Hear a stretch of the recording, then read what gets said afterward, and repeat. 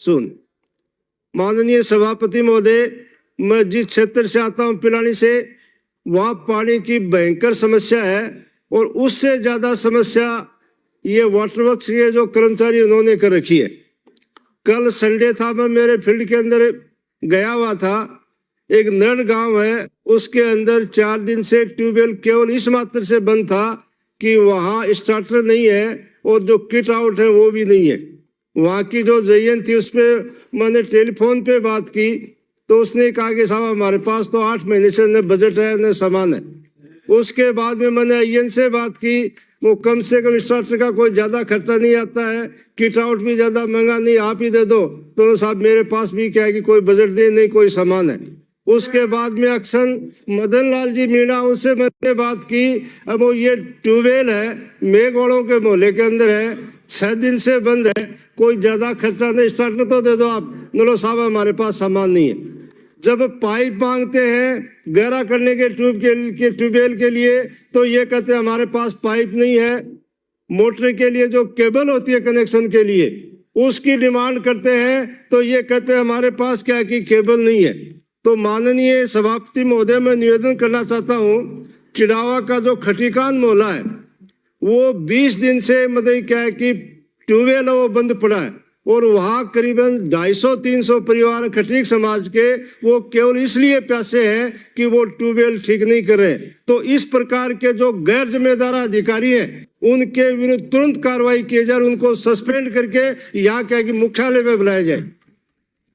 इसी प्रकार से माननीय सभापति, मैं आपसे निवेदन करना चाहूंगा कि एक मोहन का की ढाणी है चिड़ावा के अंदर, उसका जो ट्यूबवेल है वो 19 दिन से बंद पड़ा है, तो उसके ऊपर भी कार्रवाई की जाए।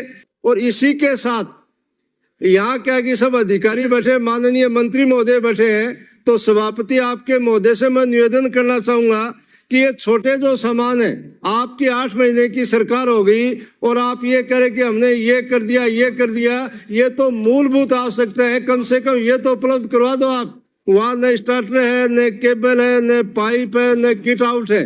तो ये सामान क्या है कि कंटीजेंसी का जो सामान है वो तुरंत क्या है कि उपलब्ध करवाया जाए और इस प्रकार के गैर जिम्मेदार जो अधिकारी हैं उनके विरुद्ध क्या की कार्रवाई की जाए।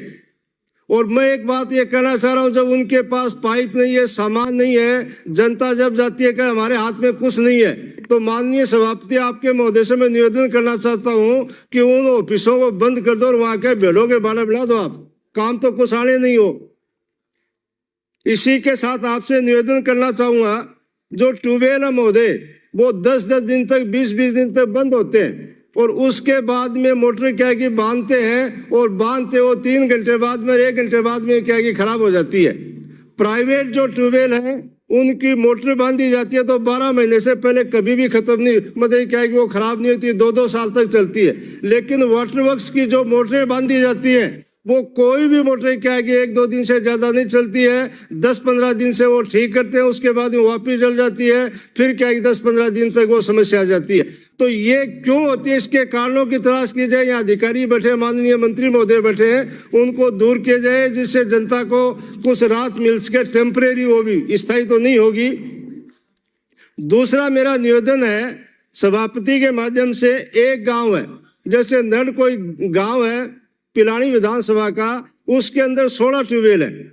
पहले मैंने निवेदन किया था, उसमें से 16 में से 13 ट्यूबवेल सूख गए और उसी गांव के अंदर आधे से ज्यादा ट्यूबवेल उसमें टीएसएस स्कीम के अंदर दे रखे हैं और आधे ट्यूबवेल वाटर वर्क्स के अंदर दे रखे हैं। तो एक गांव की जो सीमा है, जैसे विधानसभा है, आप क्या कि सभापति यहाँ बैठे, दाईं साइड में अलग और बाईं साइड में अलग, इस प्रकार का आप गैर बराबरी का व्यवहार करेंगे तो उचित नहीं रहेगा।